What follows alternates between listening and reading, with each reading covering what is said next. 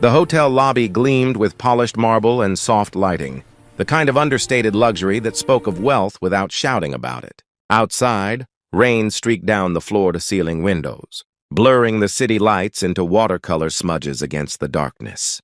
Benjamin Cross stood near the concierge desk, checking his phone for the third time in as many minutes.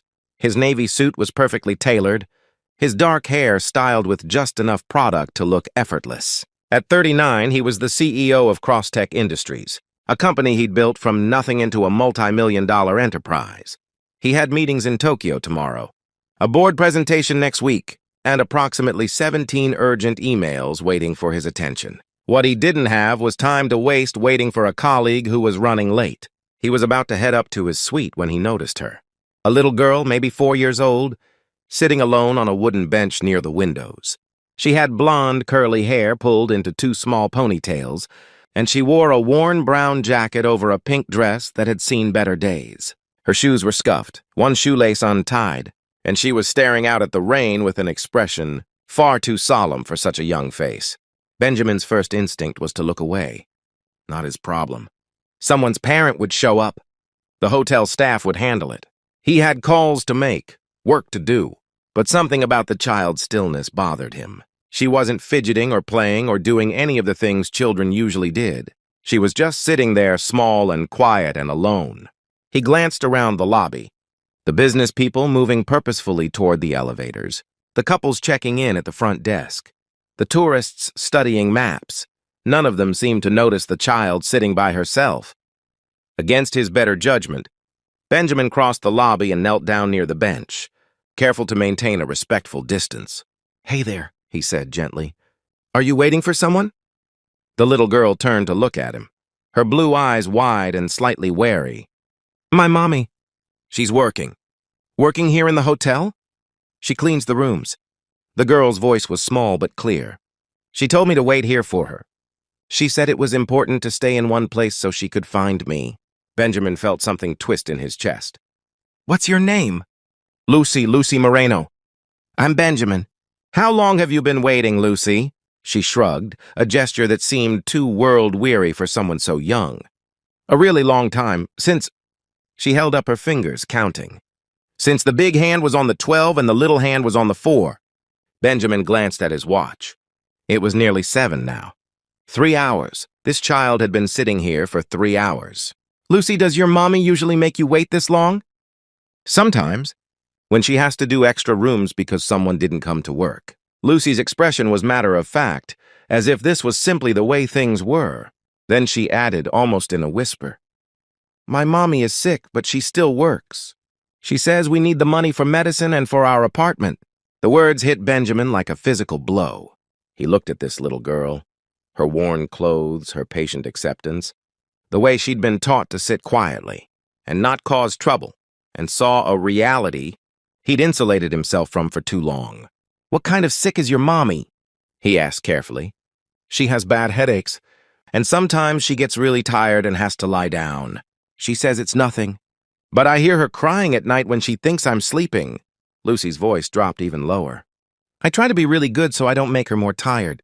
Benjamin felt anger rising in his chest, but not at this child or even her mother, at a system that made a sick woman work herself to exhaustion, while her daughter waited alone in hotel lobbies. At his own company, perhaps, for not knowing or caring about the people who cleaned the rooms in buildings that bore his name. "Lucy, I'm going to help you find your mommy, okay? And I'm going to make sure she's all right. You promise you won't get her in trouble?" Lucy's eyes were suddenly anxious. "She's not supposed to let me come to work. She says if her boss finds out, she'll lose her job. But our neighbor who watches me got sick, and Mommy couldn't miss work because we need the money." "I promise," Benjamin said, and meant it. "No one's getting in trouble. We're just going to make sure your mommy is okay." He pulled out his phone and called the hotel manager directly. Within minutes, a woman in a professional suit appeared, her expression shifting from polite professionalism to genuine concern when she saw Lucy. "Mr. Cross, how can I help?" "This is Lucy. Her mother works here as a housekeeper. I need you to find her mother immediately and bring her here. And Maria," he added, reading her name tag. "I want to be very clear, the mother is not in any trouble. In fact, I'd like to speak with her and Lucy privately when she arrives. Can you arrange for a quiet room?" Maria nodded, already speaking into her radio. Right away, Mr. Cross. While they waited, Benjamin sat on the bench next to Lucy, maintaining a respectful distance but close enough that she wouldn't feel alone. Do you go to school, Lucy? Not yet. Mommy says I'll start kindergarten next year. Right now I stay with Mrs. Chen next door, but Mrs. Chen is sick today too. Everybody's sick. Do you have a daddy? Lucy shook her head. He went away before I was born. Mommy says it's okay, though. She says we have each other and that's enough. Benjamin thought about his own childhood, the private schools, the vacations, the certainty that he would always have enough. He thought about the empire he'd built, the wealth he'd accumulated, and he wondered how he'd become so disconnected from the reality that most people faced every day. 10 minutes later, a woman hurried into the lobby. She was in her early 30s, wearing the standard housekeeping uniform, her dark hair pulled back in a tight ponytail. Even from a distance, Benjamin could see the exhaustion in her face, the way she moved carefully as if everything hurt. Lucy! She rushed over, kneeling to pull her daughter into a tight hug. Baby, I'm so sorry I took so long. Are you okay? I'm fine, Mommy. I waited just like you said. And Mr. Benjamin kept me company. The woman, Lucy's mother, looked up at Benjamin, and he saw fear flash across her face. I'm so sorry, sir. I know she shouldn't be here. I had an emergency with my childcare, and I couldn't miss my shift. Her voice cracked. We need this job. You're not in trouble, Benjamin said firmly. I'm Benjamin Cross. I own this hotel. And I'd like to talk with you for a moment, if that's all right, in private. Maria, the manager, led them to a small conference room off the lobby. Lucy settled into one of the plush chairs, her eyes wide as she took in the elegant space. Her mother, whose name Benjamin learned was Sophia, sat stiffly, her hands clasped tightly in her lap. Ms. Moreno, Benjamin began. Lucy told me you're not feeling well. Can you tell me what's going on?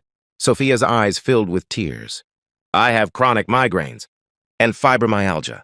Most days I can manage, but lately it's been worse. The medications that help are expensive, and I don't have insurance through my job because I'm part-time. I've been trying to save up, but between rent and food and Lucy's needs... She shook her head. I'm sorry. You don't need to hear all this. Yes, I do, Benjamin said, because Lucy also told me something else. She said you still work even when you're sick because you need the money. Is that true? Sophia nodded, wiping at her eyes. I can't afford to miss shifts. Every hour counts. And today, when Mrs. Chen couldn't watch Lucy, I had a choice between bringing her with me or losing a day's pay. I know it was wrong, but I couldn't... Stop apologizing, Benjamin interrupted gently. You're working 3 jobs to take care of your daughter while dealing with a chronic illness. You're doing the best you can with impossible choices. There's no shame in that.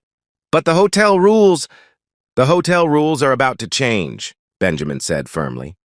He turned to Maria, who had been standing quietly near the door. Effective immediately, I want a review of all our part-time employees. Anyone working more than 20 hours a week gets health insurance, full benefits. And I want to know why Ms. Moreno here is working part-time hours but full-time shifts. Maria looked stunned but nodded. Of course, Mr. Cross, right away. Benjamin turned back to Sophia. As for you, I want you to take the rest of the week off, paid. I want you to see a doctor. Get whatever tests or treatments you need. Keep all the receipts. The company will reimburse you. Mr. Cross, I can't accept... Yes, you can, Benjamin said.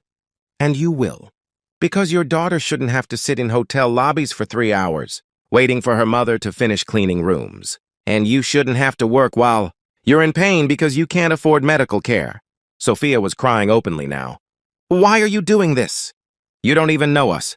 Because your daughter told me the truth, Benjamin said quietly. And I couldn't stay silent. He stood up, pulling a business card from his wallet. This has my direct number. Tomorrow, someone from our HR department will call you. In the meantime, take Lucy home, rest, and let us help. As Sophia and Lucy left, the little girl turned back and waved at Benjamin. Thank you, Mr. Benjamin. You're very nice. Benjamin watched them go, something heavy settling in his chest. He returned to his suite, but instead of working on his presentations, he found himself thinking about what Lucy had said. My mommy is sick, but she still works. How many other people in his company were working while sick, while struggling, while barely keeping their heads above water? How had he built an empire without noticing the people who kept it running? The next morning, Benjamin canceled his flight to Tokyo. Instead, he called an emergency meeting with his executive team. "I want a complete review of our employment policies," he announced. "Every subsidiary, every contracted service, every property we own.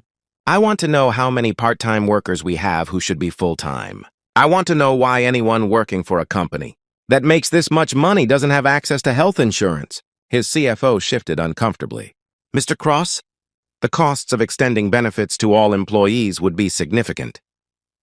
"Then we'll find the money," Benjamin cut him off. "We'll cut executive bonuses if we have to. We'll delay the expansion plans. But we're not going to continue operating a company where people like Sofia Moreno have to choose between their health and their rent." Over the next few weeks, Benjamin personally oversaw the policy changes. It wasn't easy. There was pushback from shareholders, concerns about profit margins, arguments about industry standards. But Benjamin held firm. He also kept in touch with Sofia. The company doctor had diagnosed her condition properly and prescribed medications that actually helped. With health insurance, she could afford them. With a promotion to full-time status and a raise, she could afford to put Lucy in a proper preschool program. 3 months after that rainy evening, Benjamin received an invitation to Lucy's first day of kindergarten. He cleared his schedule and showed up, feeling oddly nervous as he stood outside the elementary school. Sofia saw him and smiled, gesturing him over. "Thank you for coming. Lucy's been talking about you nonstop." "I wouldn't miss it," Benjamin said. Lucy emerged from the classroom, her blonde curls bouncing as she ran toward them. She was wearing a new outfit. Her backpack bright and new, her shoes properly tied. "Mr. Benjamin, did you see my classroom? It has books and paint and everything." "I'm so happy for you, Lucy. Mommy says you're the reason we have a new apartment, and the reason she doesn't cry at night anymore." Lucy's small face was serious. "Thank you for helping us." Benjamin knelt down to her level, just as he had that first night. "You helped me too, Lucy. You reminded me what's important." "What's that?" "People," Benjamin said simply. "People are what's important." 6 months later, Benjamin stood in front of the board of directors, presenting the results of the company's policy overhaul. Some profits were down slightly, but employee retention was up, productivity was up, and for the first time in years, Crosstech Industries had received recognition as one of the best places to work in the country. "Some of you questioned these changes," Benjamin said, looking at the executives around the table. "You worried about costs, about competition, about shareholders. But I want to tell you about a little girl named Lucy Moreno." He told them the story, the child waiting alone in the lobby, her mother working through chronic pain, the simple truth that had opened his eyes. "We can't call ourselves successful," Benjamin concluded, "if the people who make our success possible can't afford to see a doctor or care for their children.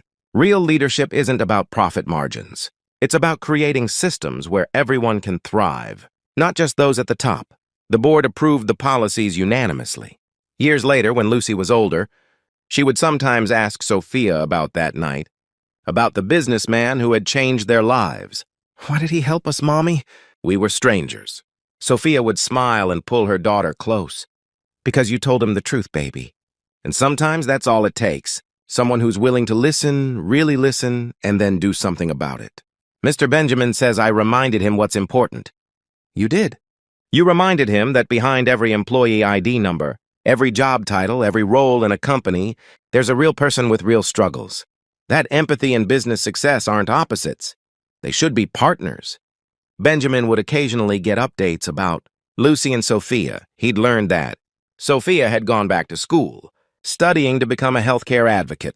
Lucy was excelling in school, bright and curious and still carrying that same directness that had changed everything. He'd also learned something about himself, that success meant nothing if it was built on the backs of people who were suffering, that true leadership required seeing people, really seeing them, not just as employees or assets, but as human beings with their own struggles and dreams. The company continued to grow, but it grew differently now, with policies that prioritized people, with wages that reflected the actual cost of living, with benefits that recognized that workers were human beings who got sick, had children, and needed support.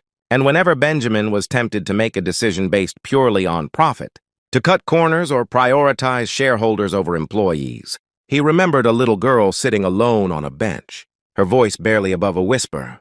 "My mommy is sick, but she still works."